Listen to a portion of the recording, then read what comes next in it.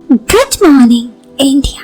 दोस्तों नमस्कार। दोस्तों आज की मेरी कहानी एक देसी लड़की की है जो ऑफिस के सामने की है। अब ऑफिस नहीं, कहानी थोड़ी सी बहुत इंटरेस्टिंग है, तो हम कहानी को शुरू करते हैं। उससे पहले जल्दी से आप चैनल पर पहली बार आए हैं तो चैनल को सब्सक्राइब करने के साथ वीडियो के नोटिफिकेशन में जाकर ऑल नोटिफिकेशन ऑन कर दीजिए ताकि हमारे चैनल की सभी कहानियाँ आप तक सबसे पहले पहुंच सके। चलिए अब कहानी को शुरू करते हैं। दोस्तों ये कहानी है उत्पल की। उत्पल कहता है मैं बिहार का रहने वाला हूँ। और कहानी शुरू करने से पहले मैं आपको अपने बारे में बता देता हूँ। मेरा शरीर एकदम फिट है, लेकिन रंग थोड़ा गेहुआ सा ज्यादा गहरा है, मगर सांवला नहीं कहा जा सकता। मेरी हाइट भी सामान्य है और काट काटी आकर्षक दिखती है। ये बात तब की है जब मेरी प्राइवेट कंपनी में जॉब लगी थी। मेरे ऑफिस से सटा 2 कमरे का एक फ्लैट था जिसमें एक परिवार रहता था। उस परिवार में पति पत्नी और उनके 3 बच्चे थे। उनकी बड़ी बेटी रोजी उस समय मुश्किल से 18-19 वर्ष की होगी, जबकि उससे और छोटा उसका बेटा और बेटी थी। रोजी इतनी सुंदर थी कि मेरी एक नजर उस पर पड़ती तो मैं फिदा हो जाता। उसकी उम्र 18 से 19 साल होगी। मेरे ऑफिस में प्रवेश के लिए उसके घर के गेट के सामने से होकर ही रास्ता था, इसलिए सुबह शाम तक हम कई बार इधर उधर आते जाते थे। इस तरह अक्सर मेरी नजर रोजी पर पड़ जाती। उसके माता पिता की मार्केट में अलग अलग 2 दुकानें थी। दोनों पति पत्नी बच्चों को स्कूल भेजकर अपनी अपनी दुकानों पर चले जाते और देर रात वापस आते। इसी बीच रोजी के साथ उसके भाई बहन भी दिन में अकेले रहते। रोजी के माँ पापा के सख्ती के कारण सभी भाई बहन ना तो हमारे ऑफिस के किसी आदमी से बात करते और ना ही हम लोग उन लोगों को भी कभी टोका करते। मेरी जॉब लगे हुए 5 महीने हो चुके थे। उस समय मेरी शादी नहीं हुई थी, तो हर लड़की को देख मेरा मन काफी मचल उठता। रोजी तो फिर अप्सरा थी, इतनी कमासीन, भोली और मासूम से दिखती थी कि दिल एक दिन में उसे पर कई बार फिदा हो जाता। मैं अक्सर उसके घर के सामने कभी चाय तो कभी सिगरेट पीने के बहाने ऑफिस से निकल जाता। उसके घर में ताक झांक करता ताकि उसकी एक झलक मिल जाए। कहीं वो नजर आती थी तो कभी नहीं। एक दिन ऐसा हुआ, मैं चाय के बहाने ऑफिस से निकला तो वो मुझे गेट पर दिखी। मैंने उसे देखा तो उसने भी मुझे देखा। चूंकि मैं अक्सर गॉगल्स पहने हुए था तो शायद उसे पता नहीं चला। मैं उसे देखते हुए आगे बढ़ गया। तभी मैं सामने से ऑफिस आ रहा एक आदमी से टकरा गया। ये देखकर वो मुस्कुरा दी। मैं हर बड़ी से कोई रिस्पॉन्स देने के बजाय खुद को संभाला। सामने से अधेड़ व्यक्ति मुझसे अजीब निगाहों से देख रहा था। मैं उस आदमी से पूछा क्या काम है। उसने कहा ऑफिस जाना है। आप इतने बड़े चश्मा लगाए हैं फिर भी नहीं दिखता। इस पर मैं सॉरी बोलकर आगे बढ़ गया। उस दिन के 2-3 दिन बाद फिर मुझे दरवाजा पर वो दिखी। वो मुझे देखते ही मुस्कुरा दी और मैं भी मुस्कुरा दिया।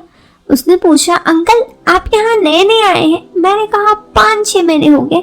तुम लोग यहाँ किराए में रहते हो? उसने हाँ में सिर हिला दिया। मैंने अनजान बनते हुए पूछा तुम्हारे मम्मी पापा जॉब करते हैं? उसने कहा नहीं, हमारी दुकान है। फिर मैंने पूछा तुम किस क्लास में पढ़ती हो? रोजी बोली मैं अभी 12वीं के एग्जाम दिए हैं। मैं कुछ और पूछता इससे पहले वो अंदर से आवाज आई किससे बात करी हो? वो बोली ऑफिस के अंकल से। ये कहते हुए वो अंदर चली गई। उसके कुछ दिन बाद वो फिर गेट पर दिखी। मैंने पूछा कैसी हो? वो बोली जी अंकल ठीक हूँ, आप कैसे हैं? मैंने मुस्कुराते हुए जवाब दिया बढ़िया। मैं आगे बढ़ गया। तभी पीछे से उसने आवाज लगाई अंकल आप दुकान जा रहे हैं? मैंने कहा हाँ, क्या हुआ, कुछ लेना है? तो उसने 10 का नोट मेरी तरफ बढ़ाते हुए कहा मेरे लिए एक पर्क ला दीजिए ना प्लीज। मैं मुस्कुराते हुए कहा ठीक है मैं ला देता हूँ। बिना उससे पैसे लिए मैं चला गया। जब पर्क लेकर आया तो वो गेट पर नहीं थी।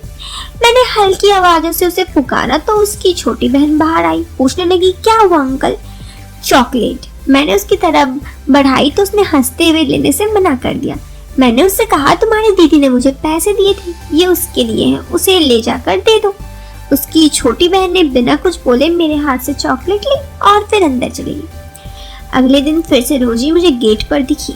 खड़ी हुई मिली, बोली अंकल आपने पैसे नहीं लिए और चॉकलेट के लिए ये ले लीजिए कल के पैसे। मैंने कहा कोई बात नहीं बेटा, अंकल की तरफ से रख लो। उसने मना कर दिया और बोली कि या तो आप पैसे ले लीजिए या फिर पर्क भी अपने पास रख लीजिए।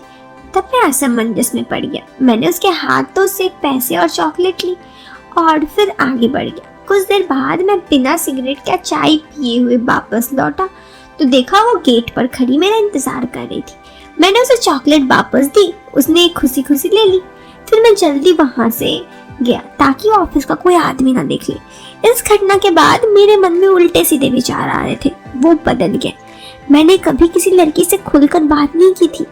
पहली बार किसी लड़की से ये सोच कर कि घुलने मिलने का प्रयास किया कि अगर वो पड़ गई तो मजे हुए, मगर उसका व्यवहार से मुझे लग रहा था कि जैसे मैंने बहुत बड़ी गलती कर दी। मेरे मन में बार बार ये सवाल आ रहा था कि वो क्या सोचेगी। मैं उसे पटाने की कोशिश तो नहीं कर रहा था।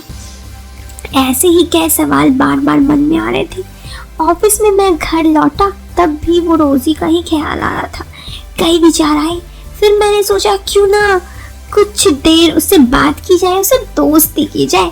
ये सोचकर मैं दूसरे दिन ऑफिस गया और बहाने बहाने बार बार बाहर गया तो वो मुझे एक बार भी नहीं दिखी। मन ही मन मुझसे बहुत पछतावा हुआ। क्या मैंने ऐसी हरकत कर दी?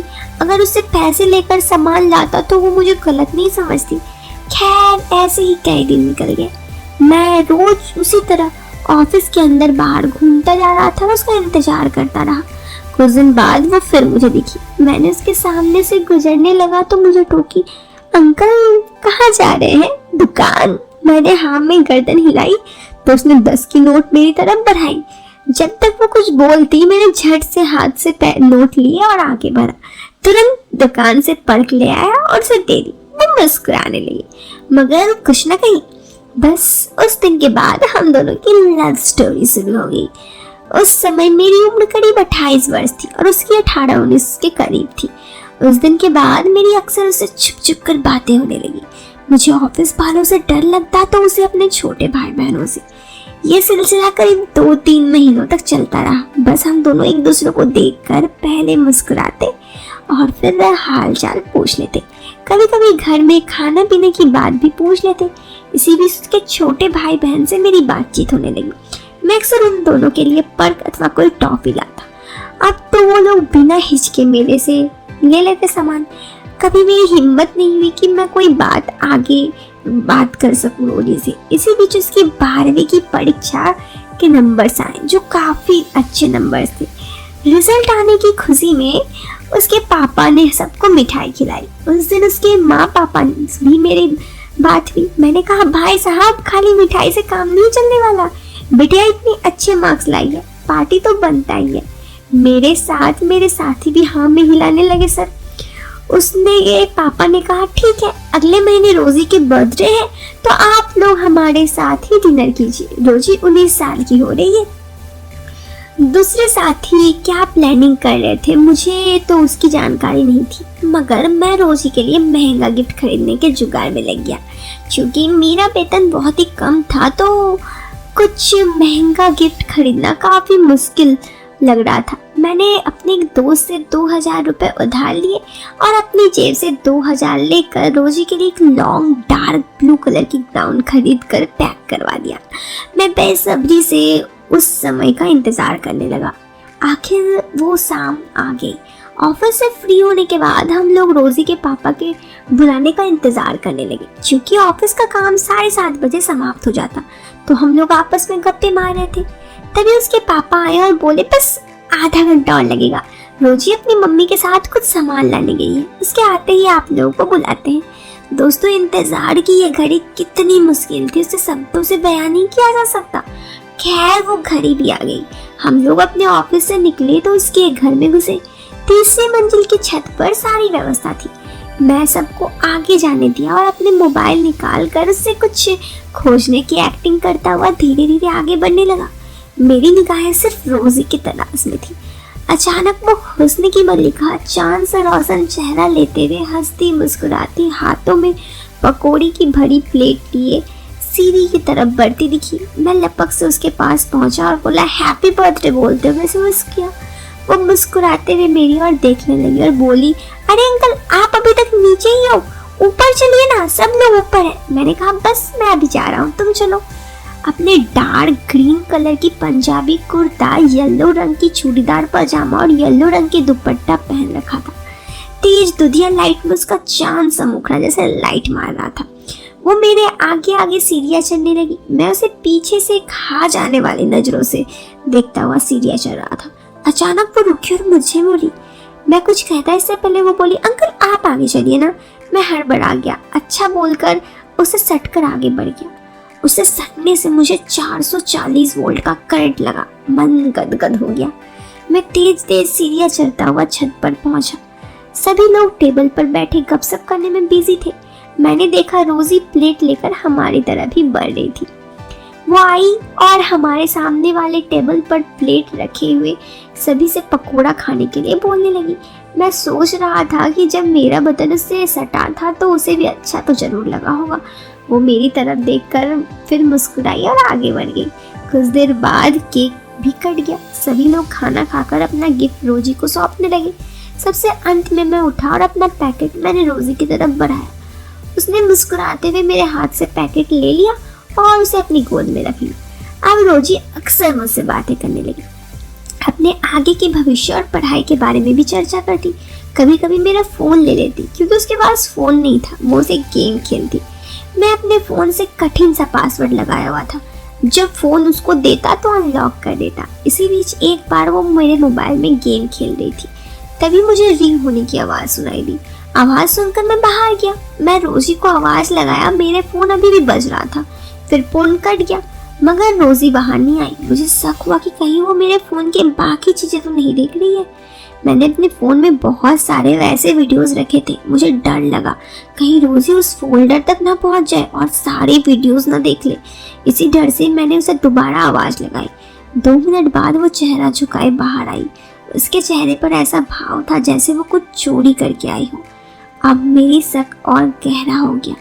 उसने मुझसे कहा, कुछ न कहा और चुपचाप मुझे मोबाइल पकड़ाकर अंदर भाग गई। दोस्तों फिर क्या हुआ ये आपको इस वीडियो के सेकंड पार्ट में बताऊंगी, जो कल दोपहर में आएगा। तो इंतज़ार कीजिए इस वीडियो के सेकंड पार्ट में, क्योंकि इंटरेस्टिंग सब चीज़ें सेकंड पार्ट में मिल जाएगी।